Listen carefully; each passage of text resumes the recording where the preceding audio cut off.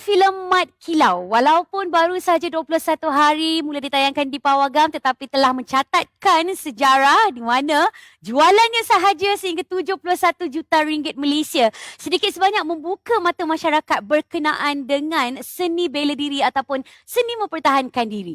Ramai sebenarnya yang sukakan dan ataupun mula teringin nak belajar silat, dan bukan setakat lelaki sahaja yang teringin nak belajar silat.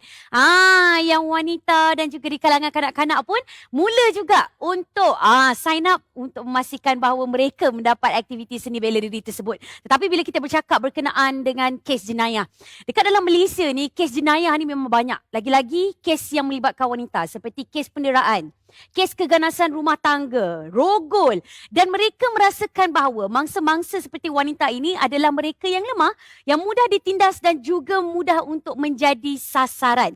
Justru adakah kaum wanita sebenarnya perlu belajar seni mempertahankan diri untuk menjaga diri dan juga maruah mereka?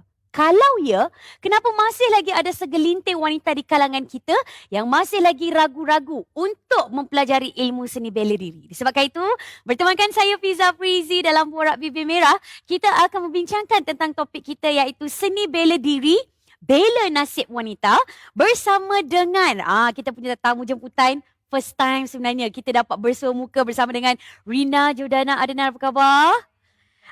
Kepada anda yang mengenali Rina Jordana Adenan, beliau sebenarnya adalah Ratu Silat Negara yang pernah melakar sejarah dan juga pernah menjadi juara di peringkat dunia, dan apatah lagi masih lagi orang panggil sebagai bergiat aktif untuk melatih anak-anak ataupun kanak-kanak, lagi-lagi dalam dunia persilatan. Sihat ya? Alhamdulillah. Kejap lagi kita cuba untuk minta Rina buka dia punya langkah silat. Dan pastinya kita juga ingin bagi tahu kepada anda bahawa kita turut ditemani bersama dengan Dr. Azuraida Syahdan selaku pakar motivasi kepimpinan diri. Apa khabar doktor? Khabar baik. Apa khabar Fiza? Alhamdulillah sihat. Okey, topik kita seronok hari ini berkenaan dengan seni mempertahankan diri ataupun seni bela diri. Tapi mungkin kita boleh buka sendirilah cerita daripada Rina pertama kali. Mungkin kita boleh jelaskan kepada semua penonton Borak Bibir Merah macam mana sebenarnya Rina boleh berkecimpung dalam aktiviti seni bela diri. Walhal ibu bapa Rina juga merupakan salah seorang tokoh silat yang cukup disegani. Adakah itu juga menaikkan lagi semangat ataupun minat Rina dalam seni pencak silat? Silakan. Okey, kalau nak ceritakan peringkat awal lah, saya pun tak tahu mak ayah saya ni silat. Kan, sampailah satu masa tu mak dan ayah saya buka gelanggang di sekolah-sekolah di Lumut, di Perak.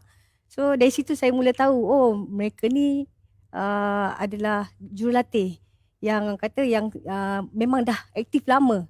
So dari situlah bila dia orang pergi ke gelanggang, kami yang kecil-kecil ni ikutlah sama, dia kisah dia macam tu lah. So asalnya memang tak ada basic lah. Kata bila dah mula didedahkan dengan latihan-latihan di gelanggang, secara automatik minat tu datang. So bila minat dah datang, kita nak try lagi benda-benda yang baru.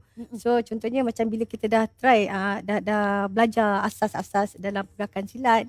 So secara tak langsung kita nak cuba untuk pergi kita lebih sikit lah. Mungkin masuk pertandingan, kita nak test kan kita punya tahap, kita punya latihan tu sampai ke mana. So situlah punca-puncanya macam mana saya terlibat dalam dunia persilatan. Bila dah ada rasa sampai nak join pertandingan, itu menandakan bahawa keyakinan diri dalam diri Rina tu pun turut ada juga. Adakah sebenarnya seni pencak silat ataupun seni bela diri ini boleh menaikkan lagi semangat keyakinan kita sebenarnya Rina? Ya, memang tak nafikan lah bila kita mula kata libatkan diri dalam aktiviti, tak semestinya silat lah, dalam aktiviti seni pertahanan diri ataupun apa-apa jenis sukan, secara tak langsung kita berkomunikasi dengan orang, kita mula berinteraksi secara tak langsung lah. So dari situ kita bina kita punya keyakinan diri untuk buat apa yang kita rasa kita nak buat. Saya rasa itu memang sangat membantulah. Baik. Tapi Rina, kalau kita tengokkan ni adalah di antara sedikit sedutan berkenaan dengan pembabitan dan juga pelibatan Rina sendiri dalam aktiviti seni bela diri. Dan Rina juga diberi julukan sebagai Ratu Silat Negara berikutan pencapaian yang cukup hebat sekali dalam kejohanan silat peringkat negara di Asia termasuk di dunia.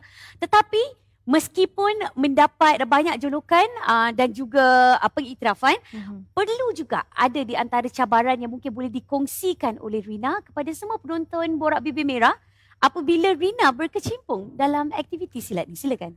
So kalau nak cerita pasal cabaran ni lah, apa-apa aktiviti pun ada cabaran dia. So dalam seni silat ni bila kita bercakap tentang ilmu mempertahankan diri ni, orang akan tengok satu aktiviti yang agak kasar lah di kalangan wanita kan. So macam mana cara kita nak yakinkan diri kita untuk kita terus libatkan diri dalam aktiviti persilatan lah. Ya, mungkin boleh ceritakan yang pasal cabaran-cabaran selain tu kena bangun pukul berapa, lepas tu makan, nak kena jaga diri sebagainya. Silakan. Okey, cabaran itu bagi saya bukanlah cabaran bila kita dah ada minat, dah timbul minat dalam diri. Itu bukanlah satu cabaran lah sebenarnya. Benda tu adalah satu rutin yang kita terpaksa ikut.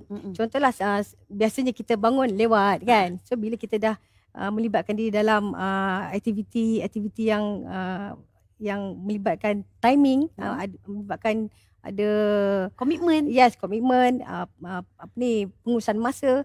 Di situlah kita mula kena disiplinkan dirilah. Macam mana kita nak atur jadual kita daripada pagi, tengah hari untuk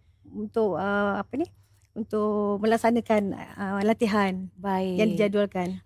Saya merasakan bahawa kalaulah mungkin anda jumpa dengan Rina Jordana Adnan ni, nak cubit dia sikit pun ataupun mungkin nak usik dia sikit pun kita akan rasa takut sebenarnya. Mungkin kita juga boleh bertanyakan kepada Dr. Azuraida sendirilah kan. Dan kalau kita lihatkan dalam keadaan sekarang inilah, lagi-lagi dekat sosmed ataupun social media, banyak sebenarnya kaum wanita yang berkongsikan tentang kisah keganasan rumah tangga.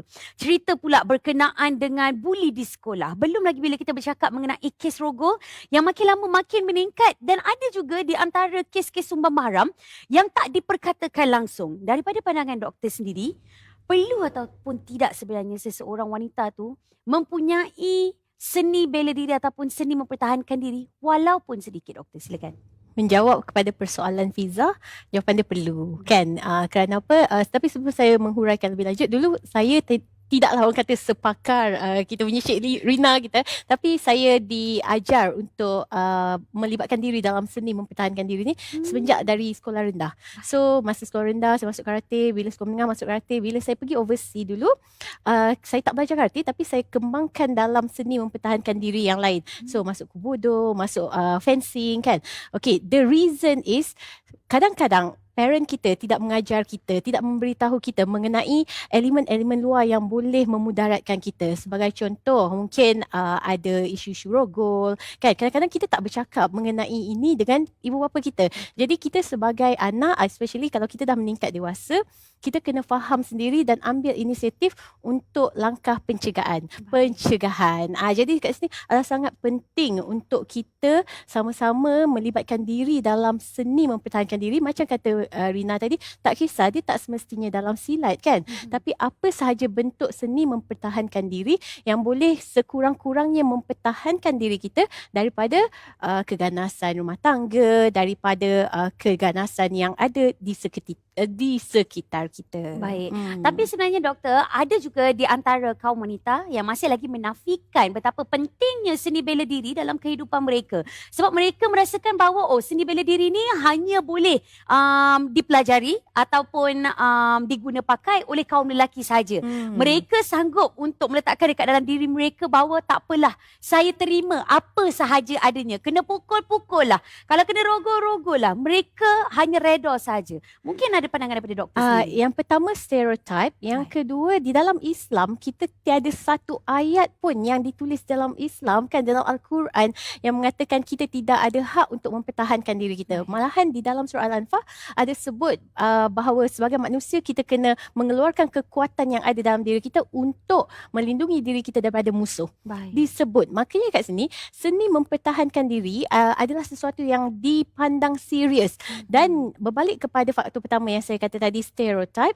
Biasalah kadang-kadang stereotype ni bila mana kita menyamakan apa yang berlaku kepada seorang individu tu di dalam satu komuniti. Contohnya perempuan harus sentiasa lemah lembut. Perempuan tidak harus melakukan itu, tidak harus melakukan ini. Jadi perkara tersebut menjadi stereotip yang akhirnya menjadi sebahagian daripada culture ataupun budaya sesebuah negara atau masyarakat. Berbalik kepada apa yang ditulis dalam Al-Quran, sepatutnya ia tidak dilimitasikan hanya kepada kaum lelaki, tidak, kan? Tetapi kepada semua umat manusia. Baik, saya dah tak sabar-sabar sebenarnya untuk belajar silat bersama dengan Rina.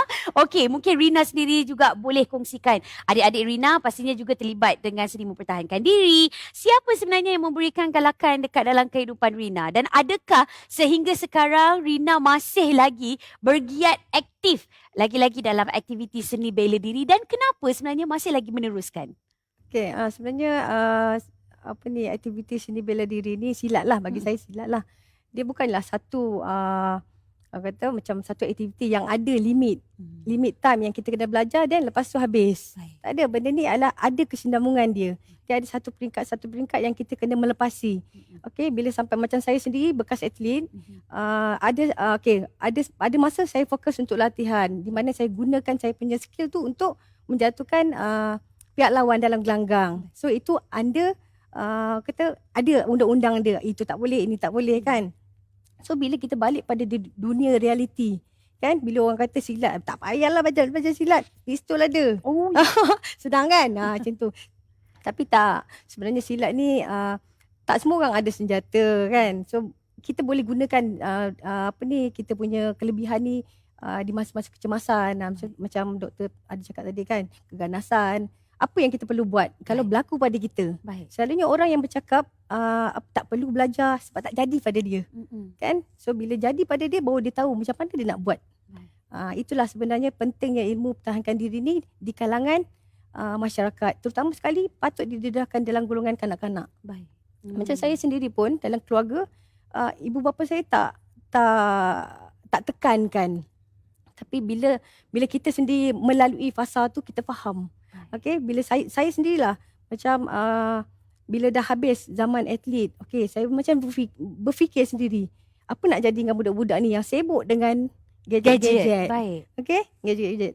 Kenapa tak dikeluarkan mereka ni untuk berlatih diri, latih tubuh untuk jadi lebih kuat. Baik. Kan, sekurang-kurangnya dia boleh protect diri dia. Tak kisahlah sama ada lelaki atau perempuan. Lelaki pun tak semua yang mahir dalam bela diri kan. Zaman sekarang ni semua dah sama. Kan, bagi saya pentingnya pertahankan diri ni dalam kalangan kanak-kanak yang patut didedahkan peringkat awal. Baik. Dan kepada Dr. Azuraida sendiri dah kan, apabila kita melihatkan macam filem-filem adaptasi, lagi-lagi macam yang Jennifer Lopez dalam filem apa kalau tak silap saya tu, Enough. Okey, beliau juga sebenarnya adalah di antara yang belajar seni mempertahankan diri semata-mata untuk melindungi diri beliau dan juga anak beliau. Tetapi kalau kita tengokkan dekat dalam situasi di Malaysia sekarang ini, kalau wanita ini cuba untuk mempertahankan diri, seolah-olah kita cuba untuk membangkang sesuatu yang dilakukan ke atas kita, walhal kita adalah di antara mangsanya. Mungkin doktor sendiri boleh bagi tahu kepada kami, apakah di antara orang panggil sebagai situasi-situasi yang membolehkan kita menggunakan seni bela diri ataupun seni mempertahankan diri untuk memastikan kita berada dalam zon yang selamat sebenarnya. Okey, menarik sebenarnya sebab kadang-kadang ramai antara kita tak tahu yang seni bela diri ni harus digunakan pada waktu dan masa yang ditetapkan, bertetapan. Dia tak boleh macam simply depan jumpa orang, buka silat. Kan, betul tak tunjuk hebat. Tidak, tapi terutama sekali kepada wanita dan anak-anak kecil yang belajar seni mempertahankan diri.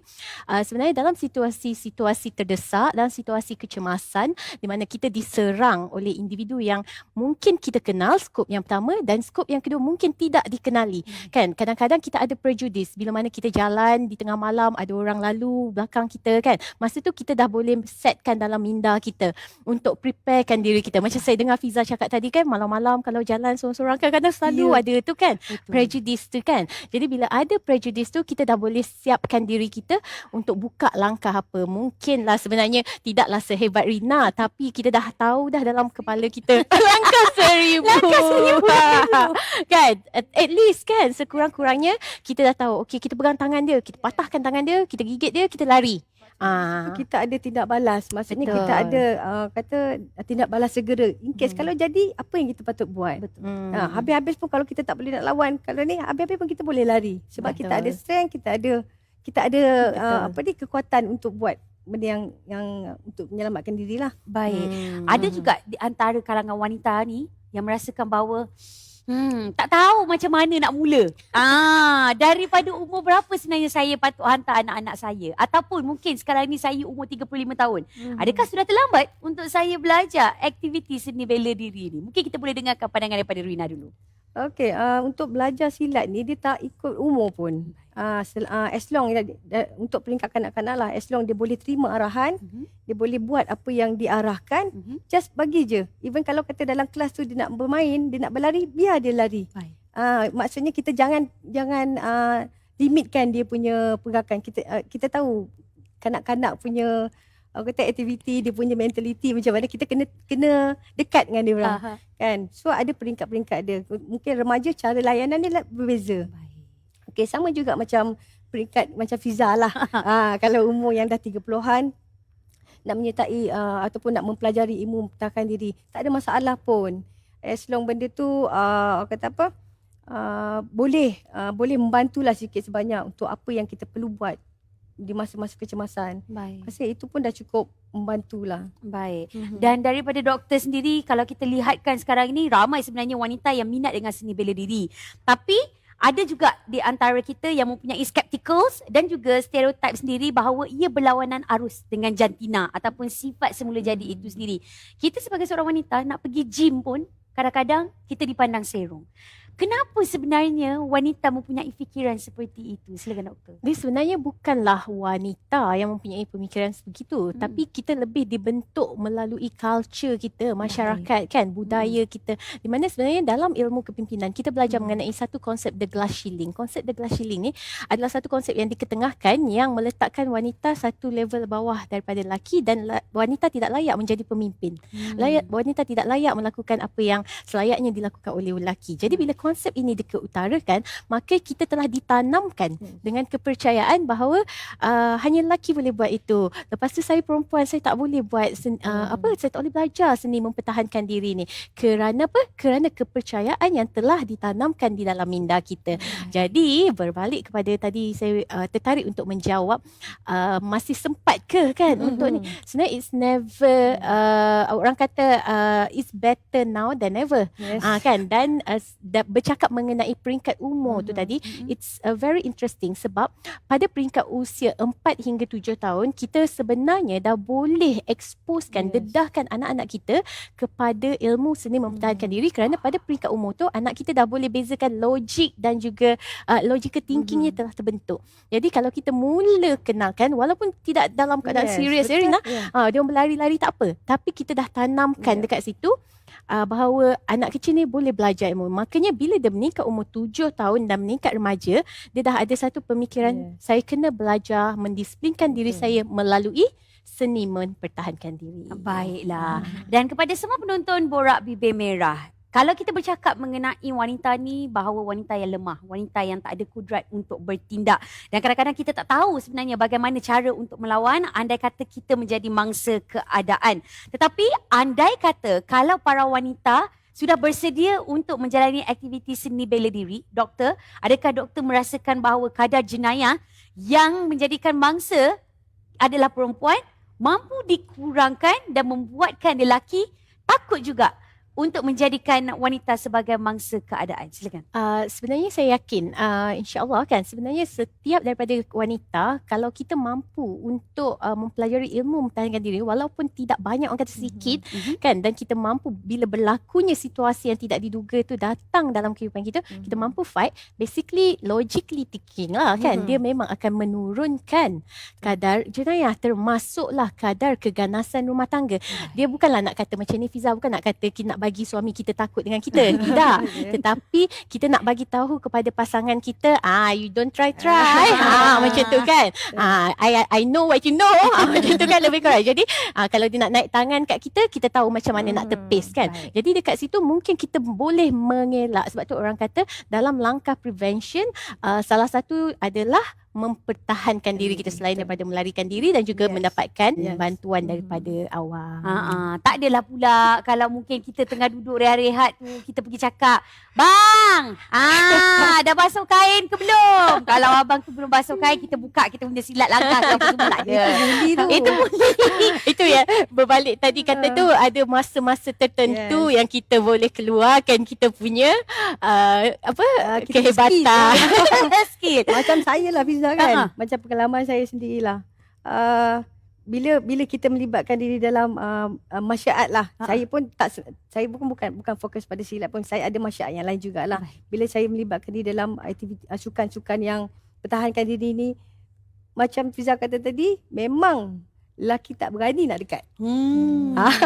Bukan masalah kata macam bila maksudnya bukanlah kita bila tak dekat tu tak ada. So dia nak usik-usik tu dia beringat. Dia beringat. So nak lebih-lebih kita boleh melawak, tak ada masalah. Kita bergaul seperti biasa. So ada limit dia. Don't try. Don't try. Saya rasa itulah kepentingan ilmu pertahanan diri dalam kalangan wanita. Yes. Dan untuk pengetahuan anda kepada semua penonton Borak Bibir Merah, Rina sebenarnya adalah di antara peserta untuk MMA Pernah. Pernah join? Ya. Mungkin boleh ceritakan jugalah pengalaman bila dapat join juga dengan sukan MMA tu. Sebab I merasakan macam MMA tu adalah di antara sukan yang Berprestij. agresif. Yes, sangat agresif. Okey, pengalaman saya lah dalam sukan MMA sebenarnya saya tak pernah pun melibatkan diri dalam sukan yang lebih ekstrim daripada silat. Baik. So ada satu masa tu yang saya ni dah tak boleh untuk bertanding di peringkat kebangsaan sebabkan umur. Kan. So bila kata boring lah, tak ada apa-apa aktiviti kan. So macam mencari aktiviti-aktiviti baru. Kebetulan adik ipar saya bagi tahu kat sini ada pertandingan MMA.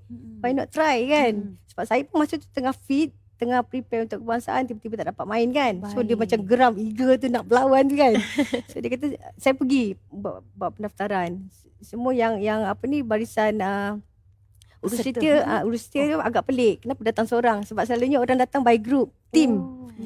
Saya cakap saya background silat. Dia cakap kan, oh silat, dia orang tak tahu apa itu silat. So saya dengan bangganya, okey, saya akan mewakili silat. Okay, walaupun saya tak ada tim, saya tumpang tim orang. Saya tumpang pengalaman saya lah. Untuk tumpang tim orang, okay, kita gunakan nama kelab dia. Then bila time ada selection, ada perlawanan tu, kita just masuk. So dia punya situasi tu sangat-sangat berbeza lah dengan silat punya ni kan. Dengan dia punya cage dia. Kan bagi saya itu satu situasi yang sangat-sangat wow. Kan dalam cage dengan kamera kan. Dia jadi macam macam kita tengok dalam TV kan. Macam tak sangka benda tu yang saya dapat lalui. So alhamdulillah bila dalam perlawanan tu saya dapat kontrol permainan dengan cara silat lah. Sebab kebanyakan atlet-atlet MMA semuanya dah mahir dengan BJJ punya Brazil Jiu-Jitsu punya pergerakan, dia punya lock semua kan. So saya bermain dengan cara saya sendiri. Baik. So dapat perhatian jugalah, kata kan, wah silat ni bukan satu pertahanan diri yang biasa-biasa kan. Betul. Bukan sekadar dekat Malaysia. So saya bangga mewakili orang silat dalam masyarakat yang lebih world lah orang kata kan. Betul. Seronok pula dengar cerita daripada Rina ni ya. Yang membuatkan kita rasa macam tak sabar-sabar kita nak tahu apa lagi sebenarnya peringkat-peringkat apabila kita bercakap mengenai aktiviti seni bela diri. Tapi macam saya sendirilah kan, bila kita nak cuba ataupun join aktiviti seni bela diri ni doktor, kita risau sebab kita takut orang akan panggil kita sebagai wanita kasar. Orang akan panggil kita, mungkin label kita sebagai seorang wanita yang hanya tak nak lelaki dekat. Memang nak menyendiri. Mungkin doktor ada pandangan daripada doktor. Dia kadang-kadang kita tak perlu untuk buat hebahan satu dunia. Kita masuk martial art, kita masuk silat, kita masuk karate, taekwondo, tak perlu nak up dekat media sosial yang boleh mengundang kata-kata ataupun cemuhan. Sebab kadang-kadang kita memang tak tahu mulut kata lain, hati kata lain kan. Jadi kat situ satu cara kita boleh prevent untuk mungkin tidak memberitahu secara menyeluruh kan. Jadi bila berlakunya situasi-situasi yang memerlukan kita untuk mengeluarkan skill kita, baru kita tunjuk skill kita. Tapi selain daripada tu, kita boleh maintain je jadi seorang yang lembut, yang sopan santun. Kalau kita seorang isteri, jalankan tanggungjawab kita sebagai seorang isteri. Except bila suami kita dah naik tangan, masa itulah baru kita keluarkan skill martial art tadi tu. Betul. Kan. Dia sebenarnya Fiza, dalam bila bercakap pasal silat ni kan. So orang akan memandang sukan yang kasar kan. Sebenarnya dalam aktiviti persilatan pun dia bukannya all the way kasar. Dia ada juga pergerakan-pergerakan yang memerlukan kelembutan. Contoh dalam pukulan pun kita tak semestinya kasar. Kita ada satu cara yang Mungkin boleh tunjuk sikit walaupun kita duduk ni. Boleh tunjuk sikit. Ya, kita masih memerlukan kelembutan tu. Tak, saya tak setuju bila orang kata masuk silat ni kasar. Saya jadi kasar. No, saya tak. Tolong tukar dia punya mentaliti tu. Sebenarnya tak kasar. Macam kasar ada satu tempat kasar, ada kelembutan dia juga. Walaupun macam langkah-langkah untuk seni persilatan pun lembut. buka dengan lembutnya. Macam tarian gitu ya.